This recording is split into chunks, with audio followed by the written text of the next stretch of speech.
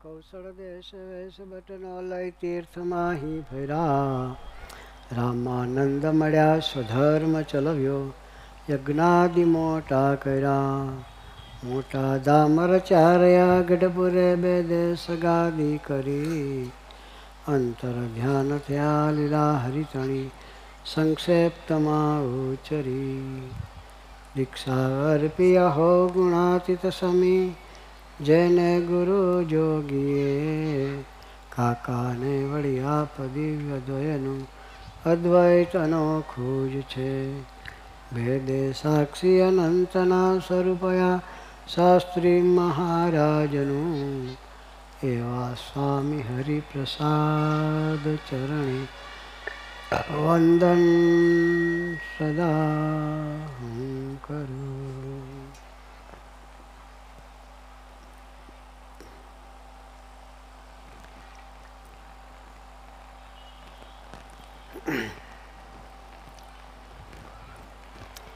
સહજાનંદ સ્વામી મહારાજની જય,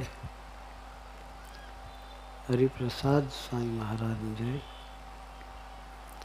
આત્મીય સમાજની જય જય જય, દાસના દાસ થવાની જય જય જય.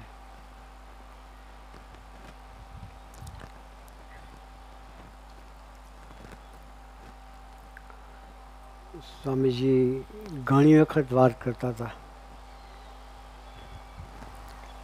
કે આપણે ખૂબ નસીબદાર છીએ, ભાગ્યશાળી છીએ. કેમ? તો કે અવતાર પુરુષો જે પ્રગટ થયા, રામચંદ્રજી પ્રગટ્યા યુપીમાં,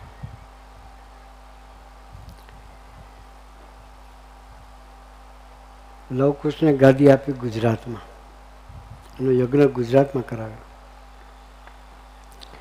શ્રી કૃષ્ણ પરમાત્મા પ્રગટ્યા યુપીમાં, દ્વારકા પસંદ કર્યું ગુજરાતમાં, પોતાનું ધામ દ્વારકા ગુજરાતમાં પસંદ કર્યું. શિવશક્તિ પ્રગટ્યા યુપીમાં, સોમનાથ પસંદ કર્યું. મહાવીર પ્રગટ્યા યુપીમાં, બિહાર, અને આવ્યા પાલિતાણા ગુજરાતમાં. એમ ભગવાન સ્વામિનારાયણ પ્રગટ્યા યુપીમાં, છપૈયાની ધરતી પર, અને કાર્યક્ષેત્ર બનાવ્યું ગુજરાતને. એટલે આપણે બધા ખૂબ નસીબદાર છીએ.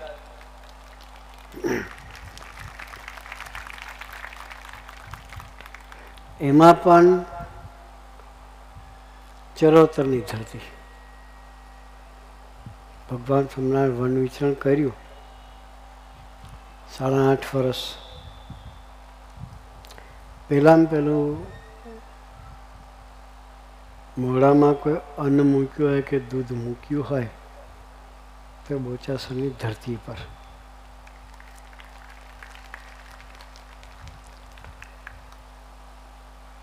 કાશીદાસ મોટાને ત્યાં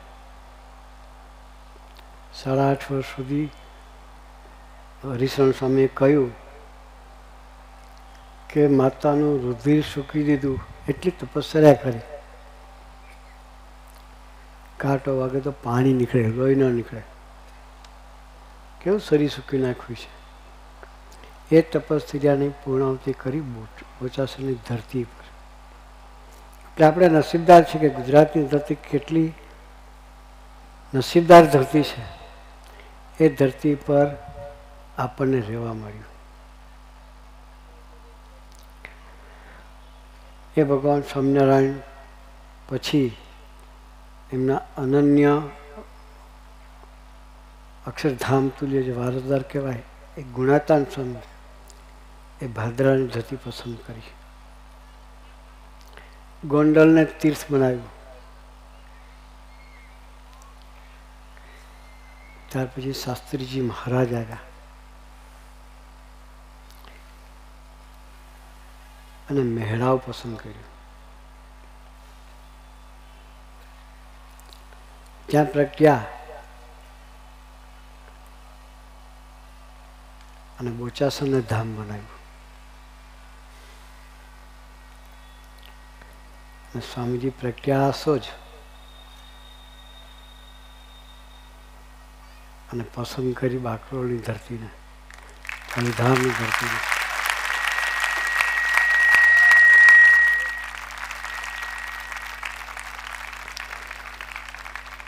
ગુજરાતના આટલા બધા જિલ્લાઓ છે, પણ સ્વામીજીને સૌથી વધારે ગમતો હોય ને તો ખેડા જિલ્લો. હા,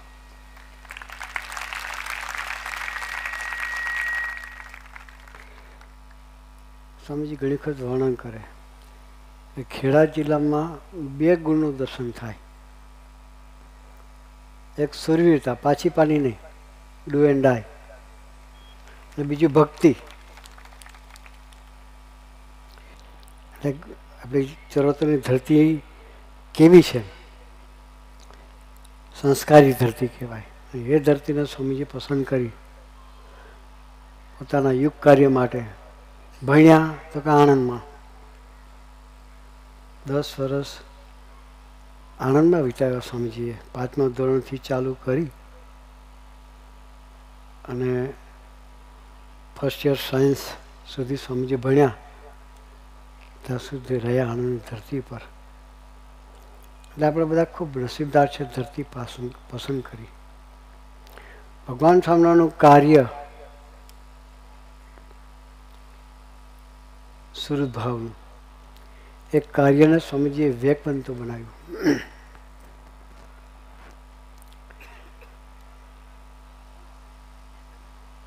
ભગવાન સ્વામિનારાયણ પણ યુવકોને સાથે આનંદ થાય એ માટે યુવકો જેવા થઈને રહ્યા.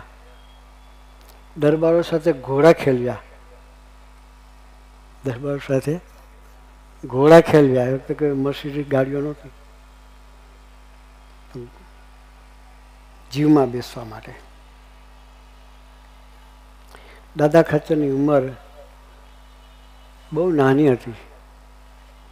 ભગવાન સ્વામિનારાયણ યોગમાં આવ્યો ત્યારે 14 વર્ષના હશે કદાચ.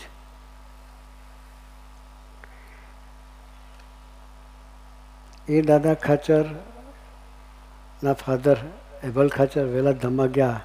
જવાબદારી દાદા ખાચરને માથે હતી. ભગવાન સ્વામિનારાયણના દાદા ખાચરના દરબારમાં રહ્યા.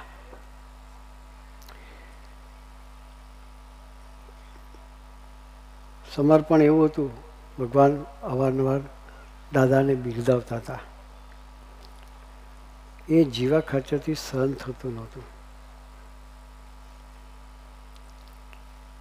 એટલે એને હેરાન કરવા, પજવવામાં કંઈ બાકી નહોતું રાખ્યું. સિઝન બાજરીની હોય કે ઘઉંની હોય, જ્યારે પાક લણવાનું થાય એ વખતે જીવા ખાચર એ એવા માથાભારે પાત્રોને મુકાવી અને પાક લઈ લે. વર્ષો સુધીની આવી પજવણી હતી. છતાં જ્યારે જીવા ખાચર સ્વધામ જવાના હતા ત્યારે ભગવાન સ્વામિનારાયણ એમના ખાટલા પર જઈને બેસી ગયા. એ સુરત ભાવ. કોઈના સ્વભાવ પ્રકૃતિ જુએ નહીં અને પોતાની અસ્ખલિત પ્રેમમાં ડૂબાડે, એનું સુરત ભાવ કહેવાય. ભગવાન સ્વામિનારાયણ ખાટલા પર બેસી ગયા. ખૂબ આનંદ કરાયો. કહ્યું, જીવા બાપુ તમને લેવા આવ્યા છે. એના ગુના સમૂહના જોયું અને હસતા રમતા પોતાના ધામમાં બેસાડી દીધા. એ સુરતભાવ સ્વામીજી પોતાના જીવનમાં આ વિરત પ્રમાણે દર્શન કરાવ્યું છે. સ્વામીજી યોગી મહારાજ સાથે હતા ત્યારે પણ સ્વામીજી માટે ઘણાની ઈર્ષા આવતી. ઉંમર સ્વામીજી નાની, એની પાછળ યુવકોનું ટોળું મોટું ફરતું હોય એટલે કોઈની બી ઈર્ષા આવે. ઈર્ષાએ કરીને એની ઉપેક્ષા થાય. ઉપેક્ષા થાય ત્યાં સુધી વાંધો નહીં, પણ એને મારી નાખવા સુધીના પ્રયત્નો થાય. એક વખત સ્વામીજીને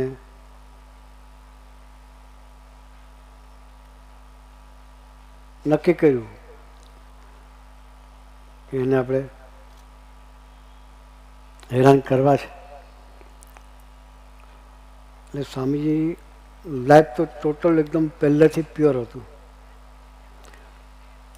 પણ બાપાની સેવામાં એટલે બાપા કોઈ બી બહેનો સાથેનો કોઈ વ્યવહાર હોય તો સ્વામીજીને મોકલતા. એટલે સ્વામીજીને જવું પડતું. એ એક નજરમાં રાખી અને એક ગ્રુપે હેરાન કરવાનું ચાલુ કર્યું કે તારે નહીં જવાનું, કે બહેનો પાસે જવાનું નહીં, કે જઈશ તો તને મારીશું. એ બાપાની આજ્ઞા થાય એટલે જવું તો પડે. 3-4 વખત એ રીતે ટોર્ચરિંગ કરવા છતાં બાપાની આજ્ઞા થઈ એટલે જવાનું થયું. એક દિવસે લોકોએ નક્કી કર્યું કે એને મારવા છે. રાત્રે ગોંડલી ઘાટ ઉપર લઈ ગયા.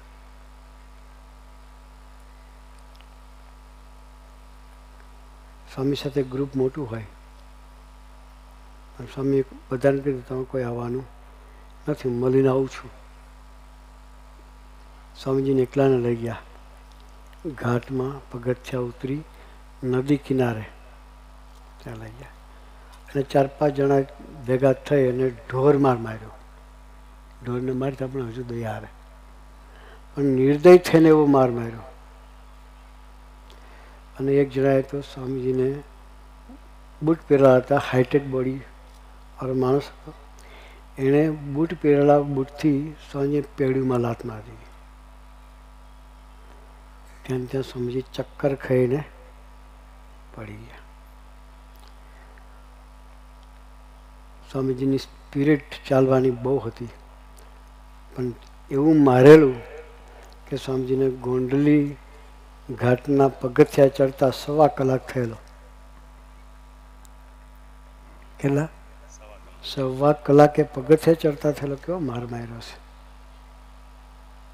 એ લોકોને થઈ ગયું કે હવે આ નહીં જીવે એમ કરીને છોડીને જતા રહેલા. પછી સ્વામીજી ધીરે ધીરે ઢસડાતા પગથિયા ચડ્યા અને અક્ષરધીરી આગળ બોસલી છે ત્યાં માન પહોંચ્યા. ત્યાં જઈને બેઠા. સ્વામીજીના મિત્રોને સમજે ખબર પડવા નહોતી દીધી. ખબર પડે તો બધા જ મિત્રો મારનારને મંદિરમાં રહેવા ન દે. સ્વામીજી યોગીમાનના સદભાવને સમજ્યા હતા. એટલે કોઈને કશે જ ખબર પડવા દીધી નહીં. ઇવન પ્રાણાધાર એવા યોગીજી મહારાજને પણ કહેલું નહીં કે મને માર પડ્યો છે. બાપાએ 2-4 વખત પૂછેલું, પણ સ્વામીજી કે ગેસ ઓછું છે ને કબજિયાત છે, પેટ સાફ નથી થયું એટલે થોડું અપસેટ છે. એ રીતે બાપાને પણ વાત કરેલી. 2-3 દિવસની પરિસ્થિતિ એવી, ઉઠાય નહીં, બેસાય નહીં, પેશાબ થાય નહીં, પેડમાં લાગેલું એટલે કિડની ફંક્શન બંધ થઈ ગયેલું. લઘુ ઉતરે નહીં, ટોયલેટ ઉતરે નહીં. પછી એક દિવસ બાપાએ પૂછ્યું સામેથી કે પ્રભુદાસભાઈ તમને કંઈક થયું છે? ના બાપા કશું થયું નથી. ત્યારે મારા ગળાના સમખાય છે. શેના? મારા ગળાના સમકે. તમે કહો કે ન છૂટકે. બાપાએ જ્યારે ગળાને સમખાતા ત્યારે બાપાને કહ્યું કે બાપા આવું થયું છે. બાપા કે ગુરુ તમારે વહેલું કેવું જોઈએ ને. સ્વામીજી કે બાપા તમને બધી જ ખબર છે, તમારાથી કોઈ ચીજ અજ્ઞાત નથી. એવું બોલ્યા એટલે બાપાની આંખમાં પણ આંસુ આવી ગયા. પછી બાપાએ કહ્યું કે સારું તમે કોઈને કહ્યું નથી કે આપણે શાસ્ત્રી માને કરતા હતા માનવાના કે. ત્યારે સ્વામીજી કોઈ શાસ્ત્રી માને કરતા હતા માનતો હતો એટલે કોઈને વાત કરીને બાપા ભેટી પડ્યા. શાસ્ત્રી માને કરતા હતા માનતો હતો એટલે કોઈને વાત કરીને બાપા ખૂબ ભેટી પડ્યા. પછી તો આખા શરીરે હાથ ફેર્યો. એ કરુણાનિધિ પુરુષ બીજા દિવસથી તબિયત સારી થઈ ગઈ. પછી સંજોગો સાથ સ્વામીજીએ દીક્ષા લીધા પછી 66ની સાલમાં સોખડા આવવાનું થયું. સ્વામીજી 66માં સોખડા આવ્યા. ત્યાર પછી પેલી વ્યક્તિ જે મારનાર હતી એને પણ ત્યાંથી નીકળવાનું થયું. ત્યારે એને વિચાર આવ્યો કે મને હરિપ્રસાદ સ્વામી સિવાય કોઈ સંઘર્ષે નહીં. મારનાર વ્યક્તિને વિચાર આવે એ સ્વામીજીનો સ્વભાવ કેવો હશે તે વિચાર કરીને સોખડા આવે છે. બધાને ખબર હતી કે આ વ્યક્તિએ સ્વામીજીને પેઢીમાં લાત મારેલી છે. એટલે જે સંતો હતા અમારા કોઠાર સ્વામી બધાએ સ્વામીજીને પ્રાર્થના કરી કે સ્વામીજી એમને ન રાખીએ તો સારું કે. ત્યારે સ્વામીજી એક વાક્ય કહે છે કે યોગી મહારાજનો છે ને કે અહીં નહીં આવે સંસારમાં જશે તો એની યાત્રા અટકી જશે કે. કેટલી કરુણા કરી, વિચાર તો કરી. આપણને વિચાર ના આવે એનું નામ સુરભાવ કહેવાય. કોઈ બી વ્યક્તિની ભૂલને ભૂલી જવી એ સામાન્ય વસ્તુ નથી. ભૂલને ભૂલી પછી સંબંધ જોઈ અને એનો મહિમા સમજી ને એની સેવા ભક્તિ કરવી એ પરાકાષ્ઠાનો સ્વભાવ છે. સ્વામીજી એવા સ્વભાવથી જીવ્યા છે. આજનો દિવસ એવો છે કે સ્વભાવમાં ડૂબીને આપણી યાત્રા નિરંતર ચલાવવા જેવી છે. એક વખત સ્વામીજી હરિધામમાં અમારો યોગી પ્રાર્થના હોલ છે સભા હોલ એમાં સભા કરીને બેઠા હતા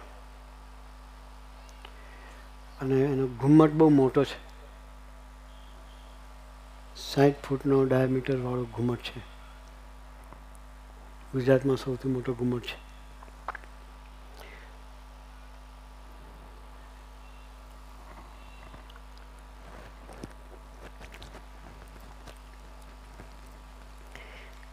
સ્વામીજી સભા કરીને બેઠા હતા. આમાં 2 કબૂતર આમથી આમ ઉડે, એક આમથી આમ ઉડે. એટલે સભામાં સહજ ચાલુ સભા ઉડે એટલે આપણે બધાની નજર ત્યાં જાય. સ્વામીજી પણ 2 વખત કબૂતર તરફ નજર કરી. પછી અમારા એક સ્વામીજી તરફ નજર જોયું કે સ્વામીજી કંઈક વિચારમાં છે. 2 વખત કબૂતર ઉડીને ગયું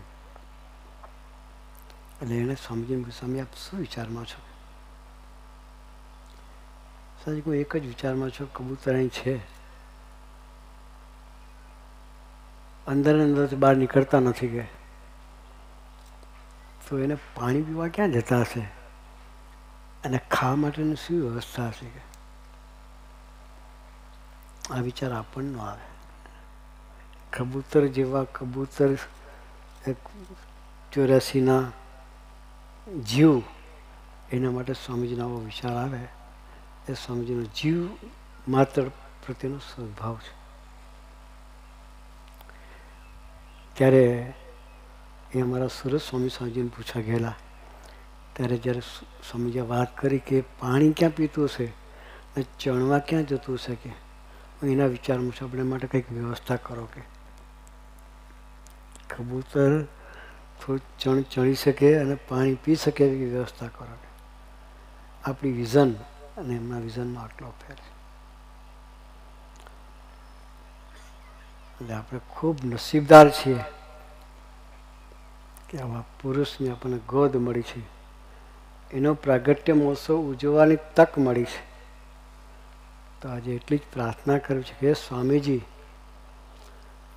તમે યોગી મારને ગમતા સુરભાવ પ્રમાણે જીવા છો. સ્વામીજી યોગીજી મહારાજ એક જ વાક્ય કહેતા, સમ સુરભાવ એકતા, સમ સુરભાવ એકતા. એ સૂત્રને સ્વામીજીએ પોતાના જીવનમાં સાકાર કર્યું અને આપણા જીવનમાં આપણે બધા માર્ગે ચાલીએ એ માટે નિરંતર આપણને જાગૃત રાખ્યા છે. એકેય પ્રવચન સ્વામીજીનું એવું નહીં હોય કે જેમાં સ્વામીજીએ સંપ સુરભાવ એકતાની વાતો નહીં કરી હોય. સ્વામીજીના મિત્રની વાત કરતાં કહ્યું હતું, એક વખત યોગી મહારાજ કે ગોષ્ઠી કરતા હતા. સ્વામીજીના મિત્રએ કહ્યું કે બાપા તો એકની એક વાત કરે છે, કે બીજી કોઈ વાત કરતા નથી. ત્યારે સ્વામીજીએ કહ્યું કે તને ખબર છે સમસુભાવ એકતા શું ચીજ છે? કે આપણા જીવનમાં સાકાર ના થાય ત્યાં સુધી એકડો ઘૂંટવો જ પડે ને. એકડો ન આવડે ત્યાં સુધી ઘૂંટાય કરાવે. એકડો ન આવડે તો ઘૂંટાય કરાવે. આટલું મોટું જાડો થાય તો બધું ઘૂંટાવડાવે. એમાં એકડો છે, પાકો કરવો જ પડે. એટલે સ્વામીજી કહ્યું કે બાપાએ આપણા જીવનમાં સાકાર કરવા માટે એક ધારી એકને એક વાત કરે છે. એ નિર્દોષ બુદ્ધિની વાત પણ સ્વામીજી એના મિત્રોમાં બાપાને માટે અરુચિ નહીં થવા દીધી કે આપણે એ તરફ નજર રાખવી છે. એને જે કરાવવું છે એ જ આપણે કરવું છે. તો સ્વામીજી પણ એક એક ગોષ્ઠી એવી બાકી નથી કે જેમાં સમ શુદ્ધની વાત ન કરે. શું કે સમ શુદ્ધ એટલા માટે જોઈએ કે આપણા જીવમાં પડેલા જે 6 દોષ છે, કે પેલું કામ, ક્રોધ અને લોભ, બીજા 3 છે હઠ, માન ને ઈર્ષા. એ 6 દોષને કાઢવા માટેની કોઈ દવા નથી. મેડિકલ સાયન્સમાં કોઈ દવા શોધાણી નથી. એનો એક જ માર્ગ છે, સમજી કે સંપ શુદ્ધભાવતાથી જીવીએ. જેમ જેમ શુદ્ધભાવથી જીવતા જઈશું તેમ તેમ આપણા હૈયાને વિશેથી હઠમાન ઈર્ષાના રાગ ઓછા થતા જશે. જેમ જેમ હઠમાન ઈર્ષા ઓછા થતા જશે તેમ તેમ હૈયાને વિશે પ્રભુનું સ્થાન પ્રગટતું જશે. તો આજે શુભ દિવસ છે, વૈશાખ સુદ દસમ.